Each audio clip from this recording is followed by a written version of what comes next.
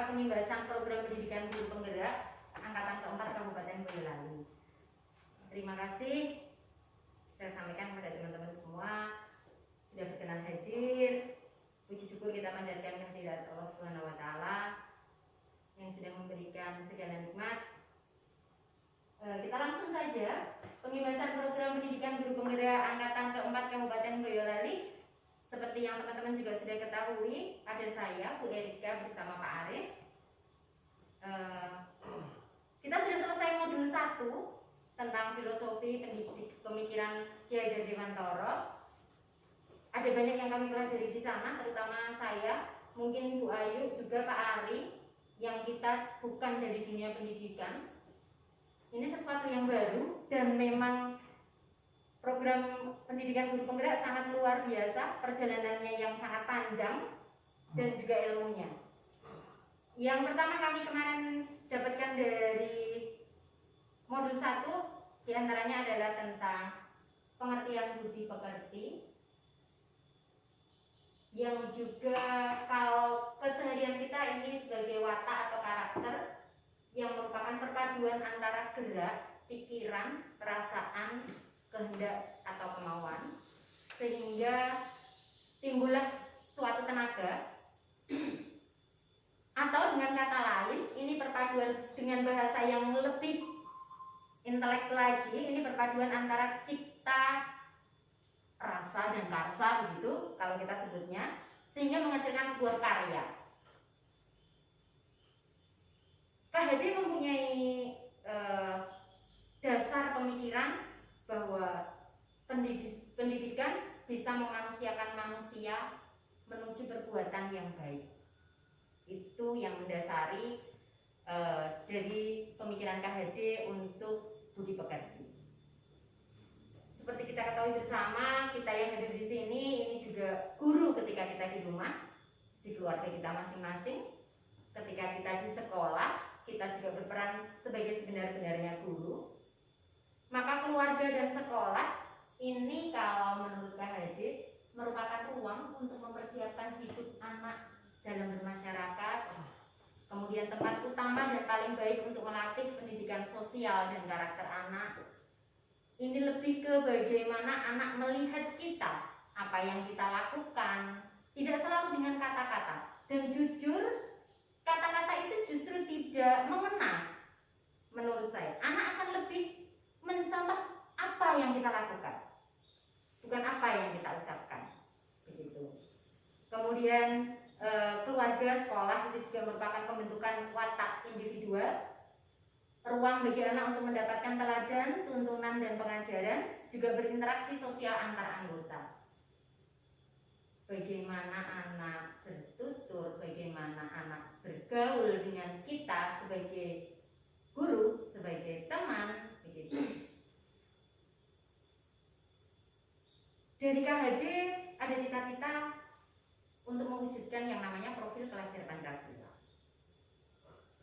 Kemarin sudah sempat di-share Pak Joko beberapa waktu lalu. Ada profil pelajar Pancasila yang harus kita dukung untuk kita wujudkan bersama. Ada 6 profil. Yang pertama, beriman, bertakwa kepada Tuhan Yang Maha Esa dan berakhlak mulia, berkebinekaan global, gotong royong, kreatif, bernalar kritis, dan mandiri. Di modul 1.1 ini, tugas aksi nyata yang saya ambil dari profil pelajar Pancasila yang ingin saya wujudkan bersama teman-teman semua tentunya, dengan seluruh dukungan dari stakeholder yang ada di sekolah, dari anak, begitu adalah beriman, bertakwa kepada Tuhan Yang Maha Esa dan berakhlak mulia. Rancangan saya di tugas modul 1.1 diantaranya adalah dengan kita giatkan kembali setelah pandemi. Ini sudah mulai PTM terbatas, jadi bagaimana untuk sholat duha, membiasakan lagi sholat duha. Kemudian bagi yang sesi itu sesi 1, saat ini sudah saya terapkan di kelas farmasi. Sesi 1 sebelum pulang saya minta untuk sholat duha. Monggo nanti barangkali ini bisa jadi ide Bapak Ibu semua. Kenapa saya mulai dari reinkarnasi saya mulai dari kelas kecil, kelas saya dulu. Maka tujuan dari pembebasan ini diantaranya adalah teman-teman juga bisa mengambil salah satu dari profil pelajar Pancasila yang sekiranya teman-teman butuhkan untuk mewujudkan filosofi pemikiran KHD. Begitu. Kemudian kalau Bu Erika itu kemarin profil yang Pak Aris yang profil bergotong royong. Jadi di kegiatan Jumat begitu, seperti kita kemarin membuat kebun tanaman obat, agenda untuk Jumat bersih. Nah, itu kita akan galakkan lagi di sana. Gitu. Silakan jika teman-teman nanti misalnya di bagian belakang ada keyakinan kelas tentang kebersihan misalnya. Itu kalau diyakini bersama tidak akan sulit untuk diwujudkan. Begitu, itu tentang profil pelajar Pancasila. Yang lainnya adalah seperti ini. Bernalar kritis, mampu memecahkan masalah. Selama ini anak-anak kita lebih banyak suka sekali untuk istilahnya kalau dalam bahasa Jawa didulang. Jadi apa-apa selalu ini begini, caranya begini. Selalu dituntut, tidak upayakan untuk anak ini berkreasi, bereksplorasi dengan segala kemampuannya. Nah, ini mulai dari sini kita bisa ajak anak, toh WiFi misalnya sebagai sarana, salah satu sarana. Perpustakaan, kita juga bukunya lengkap. Begitu. Kemudian mandiri, termotivasi meningkatkan kemampuan, bisa mencari pengetahuan, serta termotivasi untuk lebih lagi meningkatkan apa yang dia punya. Kalau anak itu hanya selalu diduduke begitu, ya ini silakan baca, ya sudah, dia hanya sampai di situ saja. Begitu. Jadi kalau anak ada kemampuan untuk inisiatif untuk belajar lebih lagi, itu sifat mandiri yang kita mau wujudkan di sana. Kemudian kreatif, contohnya yang kemarin ada adalah Krenova. Monggo Bapak Ibu, teman-teman dari jurusan lain jika ada yang berminat untuk Krenova, silakan. Pak Ari mungkin. Kemudian gotong royong tadi sudah diangkat oleh Pak Aris, berkebinekaan global, dan saya mengangkat yang beriman, bertakwa, berakhlak mulia. Itu tentang profil pelajar Pancasila.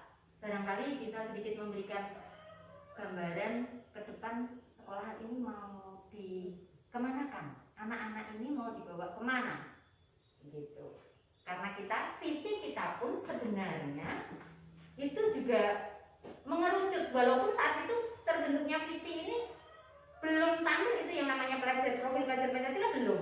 Tapi jika dikupas satu persatu, visi SMK Anur, berkarya, berkarakter, menyenangkan, mendunia. Karena cita-cita KHD pun membuat sekolah ramah anak merasa nyaman ketika di sekolah. Jadi sekolah itu bukan suatu kewajiban, begitu. Karena anak butuh. Maka ketika anak butuh, mereka pasti akan bersemangat untuk berangkat sekolah. Ini juga PR buat kita. Bagaimana memberikan kesadaran pada anak bahwa memang ini kebutuhan mereka. Dan bagaimana mewujudkan sekolah menjadi suatu tempat yang nyaman untuk belajar anak, memberikan segala fasilitas sesuai dengan bakat dan minat. Agak berat memang kalau sudah menyangkut bakat dan minat, karena pasti beragam sekali bakat dan minat anak. Tapi ada satu sekolah alam di Jogja. Kalau yang dekat dari sini adalah Sekolah Alam Hijau Daun, baru di tingkat SD. Di sana kebetulan karena ponakan saya ada di sana, jadi di sana itu bahkan anak boleh membawa alat olahraga yang mau dia apa. Itu contoh kecilnya. Jadi kalau jadwal olahraga, anak-anaknya apa? Gitu. Itu sebenarnya kita pun sudah selaras dengan KHD. Walaupun beda era, beda zaman, tapi ternyata memang visi SMK Anur sangat luar biasa. Itu ada di modul 1.1. Di modul 1.2 sebenarnya ini bukan hal yang wajib untuk saya sampaikan, tetapi ada poin penting yang Bapak Ibu barangkali butuhkan nanti, bahwa bahwa bisa direfleksikan ke diri kita masing-masing. Tidak harus ini nilai seorang guru penggerak, tidak. Apakah saya ini sudah beneran mandiri begitu? Apakah ketika saya butuh sesuatu saya harus menunggu komando?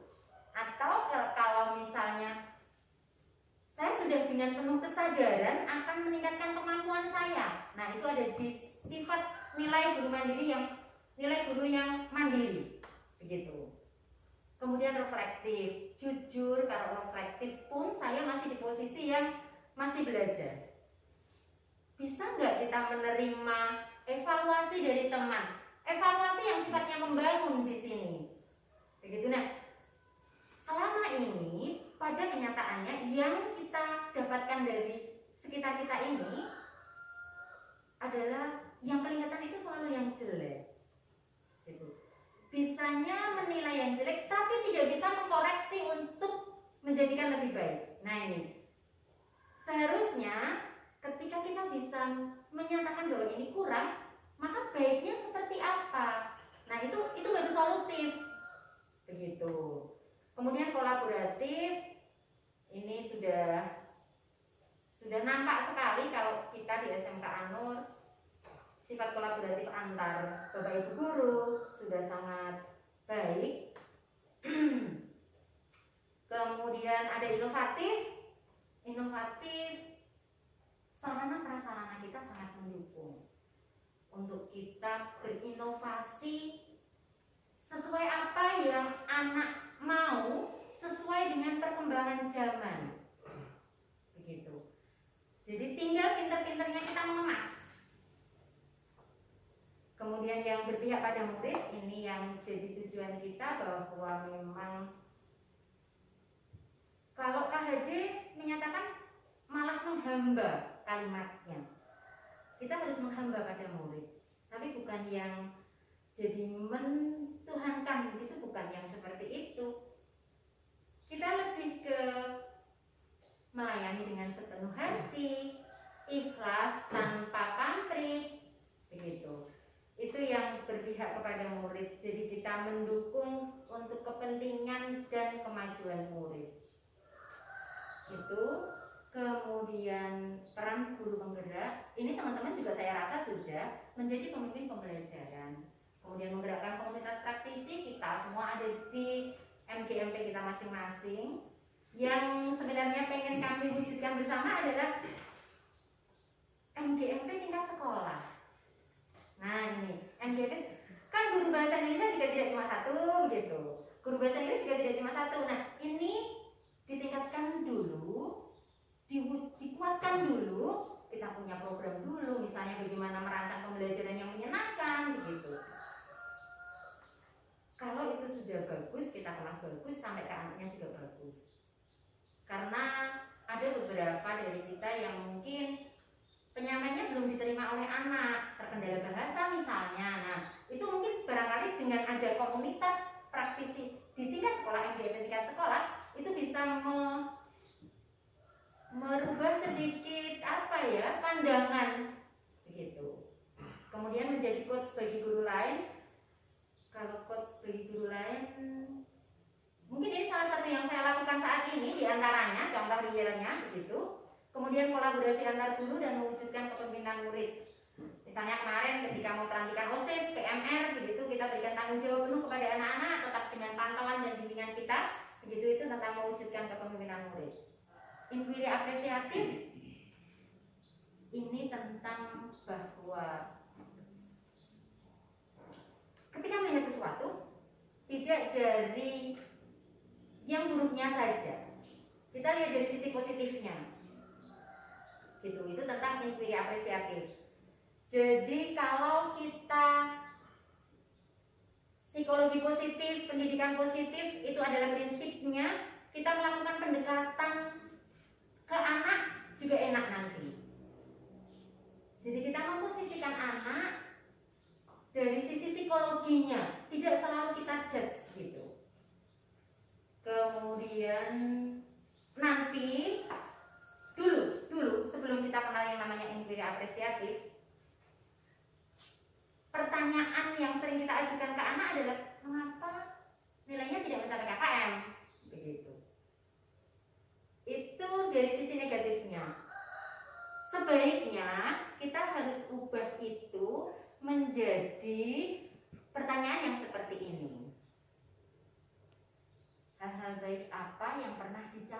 murid di kelas. Jadi kita lihatnya dari sisi positif yang bisa secara psikologis bisa menguatkan karakter anak. Dan itu otomatis bisa menjadi contoh di teman yang lain. Gitu. Kemudian ada hal menarik apa yang dapat dipetik pelajarannya dari setiap guru di kelas. Jadi saling bertukar pikiran nanti pembelajaran dengan guru A, guru B, guru C begitu, yang bisa diikuti anak yang mana, yang bisa diterapkan lagi yang mana, kayak gitu. Kemudian bagaimana pengembangan praktek baik setiap guru untuk dipertahankan sebagai budaya sekolah. Contohnya tentang nanti di bawah ada keyakinan kelas, kalau murid juga diminta untuk disiplin waktu, maka kita pun juga. Contohnya seperti itu, penerapan inquiry apresiatif. Pendekatan yang dilakukan adalah dengan pendekatan tahapan bagja. Bagja ini diambil dari bahasa Sunda yang berarti bahagia. Akronim dari bagja adalah buat pertanyaan, ambil pelajaran, gali mimpi, dan jabarkan rencana dan atur eksekusi. Kalau kemarin saya di inquiry apresiatif, saya menggunakan ini Bapak Ibu. Literasi farmasi yang saya ambil. Kembali lagi mohon maaf karena saya masih fokus di kelas begitu. Jadi kelas farmasi. Jadi saya pengen membuat literasi farmasi karena materi yang sebegitu padat dan itu banyak bahasa asing misalnya. Nah itu yang saya pengen kembangkan kemarin adalah ini. Baru mau diwujudkan karena kemarin-kemarin kita terkendala daring. Jadi ini yang akan saya wujudkan nanti. Kemarin sudah dengan Bapak Kepala Sekolah mendapat dukungan, akan disiapkan sebuah kelas yang hanya untuk kelas farmasi. Artinya kita tidak moving khusus satu kelas ini dipakai untuk kelas farmasi. Nanti monggo jika Bapak Ibu ada wacana untuk yang seperti ini akan difasilitasi juga oleh Bapak Kepala Sekolah. Gitu. Nanti jadi saya akan bikin mading, yang ini madingnya setiap minggu akan berubah Bapak Ibu. Jadi misalnya minggu ini saya tampilkan tentang istilah medis. Tidak usah banyak-banyak, tapi anak paham. Gitu. Itu diantaranya. Titik urgensinya ada di sini yang tadi saya sampaikan. Saya ingin membuat pembelajaran farmasi yang selama ini menjadi momok, itu akan lebih menyenangkan. Mungkin TBSM dengan medical, kok medical ya? Technical English-nya, nah ya, begitu. Silakan nanti Pak Ari barangkali ini ide. Dek Ayu mungkin bisa itu tadi keperawatan ya, karena masih banyak-banyak juga istilah-istilah begitu. Ya, ini tentang tahapan bagja. Modul 1.4. Modul 1 kami terdiri dari 4. Ini kita sudah masuk ke modul 1.4, posisi kontrol dan segitiga restitusi. Dulu ini ditangani oleh BP. Ternyata kita pun bisa banyak peran di sini. Kita akan mengalami perubahan paradigma. Kalau dulu-dulu prinsip saya, karena saya bukan dari seorang guru itu menang semalam. Saya belajar dari ini, anak belum tentu belajar. Jadi ketika di kelas saya menang start begitu. Tapi ternyata sekarang tidak begitu. Gitu. Terus kemudian ini ilusi-ilusi saja bahwa selama ini kita menganggap diri kita ini bisa mengontrol murid, itu juga tidak benar. Jadi kemudian bahwa penguatan positif itu sangat efektif dan bermanfaat, itu juga hanya sebuah ilusi. Kritik akan membuat orang bersalah, dapat menguatkan karakter, tidak juga. Justru biasanya kritik ini akan menjatuhkan, kecuali kritik yang membangun. Tadi direfleksi tadi juga begitu. Ketika ada evaluasi, kita harus bisa membuat jadi benarnya. Gitu. Kemudian orang dewasa memiliki hak untuk memaksa. Peraturan 1, guru selalu benar. Peraturan 2, jika guru salah kembali ke peraturan 1, itu zaman kita dulu. Ternyata tidak begitu Bapak Ibu, teman-teman semua. Nah, ini konsep disiplin dan motivasi. Hukuman itu adalah alternatif terakhir, atau jika memungkinkan jangan pernah dilakukan, apalagi hukuman fisik. Begitu.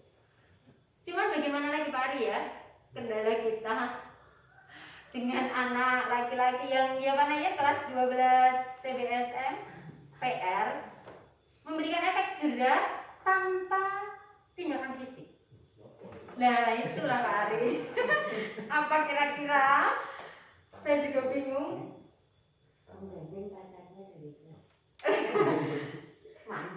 Mandi ya. Nah itu yang kita pikirkan bersama adalah ini, karena di segitiga restitusi di disiplin positif kembali lagi kita menyadarkan anak bahwa ini kebutuhan dia, ini untuk kepentingan dia, begitu. Kemudian ini adalah stimulus tentang dunia, respon, kemudian dan teori kontrolnya. Maaf, saya lebih tertarik pada Anda tidak bisa mengontrol orang lain, gitu. Ya, kita pun juga tidak bisa mengontrol anak, gitu. Hanya mungkin dengan bimbingan, arahan, begitu sih. Kalau menurut saya, wujudkan apa yang kita mau itu dari tindakan kita. Kalau kita melarang anak berkeyakinan bahwa jangan datang terlambat, contohnya, ya kita pun tidak datang terlambat. Seragam berikut atribut dengan lengkap. Ini balik lagi introspeksi diri. Sudahkah saya seperti itu? Begitu. Ini tentang teori kontrol, kemudian tentang keyakinan kelas. Hari ini tadi saya juga membuat tentang keyakinan kelas untuk kelas 12 farmasi. Kembali lagi mohon maaf masih di kelas farmasi. Saya tidak minta banyak dari anak-anak. Bikin kesepakatan bersama di antara anggota kelas. Apa yang menjadi keyakinan anak-anak semua. Saya sampaikan begitu. Yang ini nanti akan berdampak positif ke karakter anak pasti. Jadi kalau anak terlambat kembali lagi ditanya kenapa begitu. Kemudian tentang pemenuhan kebutuhan dasar, bahwa menurut William Glasser dalam bukunya Choice Theory ada 5 kebutuhan dasar, yaitu survival, love and belonging, freedom, fun, dan power. Bahwa setiap anak atas apa yang dia lakukan, dia punya alasan tertentu. Yang alasan ini sebaiknya kita juga pahami. Kalau nanti kita bisa memahami akan kebutuhan anak, maka kita bisa cari solusi bersama-sama. Begitu. Contohnya seperti ini. Jika ada seorang anak yang hadir terlambat di sekolah, biasanya diapakan Pak Ari? Lari putar lapangan 2 kali. Oh 10. Boleh sedikit push up? Terus jongkok. Jalan jongkok. Iya. Nah itu Pak Nayan. Salat duha. Itu saya. Saya bingung kalau mau cari fisik jadi sholat duha. Nah, ini kita ambil posisi kontrol kita. Selama ini yang kita lakukan ternyata, iya, kita selama ini baru jadi penghukum Bapak Ibu. Ya Allah, jahat sekali, betul. Ya, ya, ini penghukum. Kita posisinya masih penghukum kalau yang benar. Iya, ada 5 posisi kontrol. Yang satu penghukum, yang kedua adalah pembuat orang merasa bersalah. Aduh, kadang pengen ambil hatinya anak gitu. Ih, kalau begini terus gimana jadinya? Ya gitu-gitu guys. Drama-dramanya. Kemudian posisi kontrol ketiga kita sebagai teman. Cuma kadang harus kita ada batas. Ketika kita sebagai guru dan memposisikan sebagai teman. Khawatirnya ada yang kelewat. Nah ya, bisa jadi konsultan. Kemudian ada monitor atau pemantau. Posisi kontrol yang keempat, ini guru bertanggung jawab atas perilaku murid. Kemudian posisi kontrol yang kelima sebagai manajer. Ini posisi kontrol yang paling tinggi. Yang sebenarnya ini adalah posisi sebagai teman dan pemantau atau monitor. Jadi ada kalanya kita dekat, ada kalanya kita juga tegas. Gitu. Itu sebagai posisi manajer. Gitu. Langkah untuk ke posisi kontrol sebagai seorang manajer, teman dan pemantau itu diantaranya ada dengan segitiga restitusi. Tadi yang saya sampaikan, anak-anak pasti punya alasan tertentu kenapa dia bisa terlambat, datang terlambat misalnya, kenapa tidak bersepatu misalnya, itu dia punya alasan tertentu. Kita tumbuhkan kembali keyakinan anak-anak tentang apa yang sudah menjadi kesepakatan, keyakinan kelas tadi. Gitu. Kalau menurut saya memang langkah awalnya adalah membuat keyakinan kelas dulu, diwujudkan bersama-sama. Tidak usah banyak-banyak, 5 atau 6 gitu. Tapi tidak hanya tertulis, tapi beneran mereka paham itu, mereka laksanakan itu dari hati. Gitu. Agak susah. Walaupun kami dari 5, mau diterapkan 1 dulu saja, ya Allah, gitu. Karena selama ini ketika ada seorang yang salah kepada kita, yang kita lakukan adalah, ya sudahlah, maafkan. Atau tadi yang membuat tidak nyaman. Kita jarang sekali untuk melakukan perbaikan, mengembalikan harga dirinya. Orang kalau sudah bersalah, pasti otomatis harga dirinya juga ikut jatuh. Nah itu, yang ini belum pernah kita lakukan, jarang lah. Itu biasanya hanya ngejudge dan ngejudge. Itu untuk segitiga restitusi. Ciri-cirinya Bapak Ibu nanti saya share saja ya, Engge. Ya. Langkah dari segitiga restitusi ada 3: menstabilkan identitas, validasi tindakan, dan menanyakan keyakinan. Gitu. Bahwa kita semua juga yakin bahwa kita pun bisa melakukan hal yang terbaik, dan tadi semua apa yang kita lakukan pasti ada alasannya, dan ada motivasi dari dalam diri kita masing-masing. Itu yang jarang kita tempuh ketika melakukan segitiga restitusi. Tanpa segitiga restitusi ini tidak pernah kita lakukan. Tapi dengan segitiga restitusi kita mencoba memahami anak, faktor apa yang mendorong dia seperti itu, kemudian alasannya kenapa, gitu. Itu tentang segitiga restitusi modul 1.4. Penerapannya saya kembalikan lagi ke Bapak Ibu, barangkali nanti di kelas bisa mulai sedikit efek pengibasan guru penggerak membawa dampak positif lah, dari guru penggerak menjadi natri sekolah penggerak. Itu harapan dari saya. Sekali lagi terima kasih untuk waktu dan kesempatan siang hari ini. Mohon maaf jika ada kekurangan. Nanti jika ada yang akan didiskusikan, kami membuka pintu yang selebar-lebarnya. Barangkali ada pertanyaan dulu dari Bapak Ibu.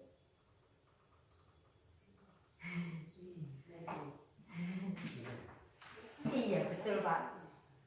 Karena dalam 2-3 bulan kami sampaikan secara singkat di sekian menit, gitu. Kami nempuh ya selama 2-3 bulan kemarin Pak Naim. 2 bulan, walaupun hari ini durasi berapa jam, besok berapa jam, gitu. Tapi kami tempuhnya dalam waktu yang lumayan panjang. Ini baru masuk trimester 1 saja belum Pak, jadi belum saatnya lahiran gitu karena 9 bulan.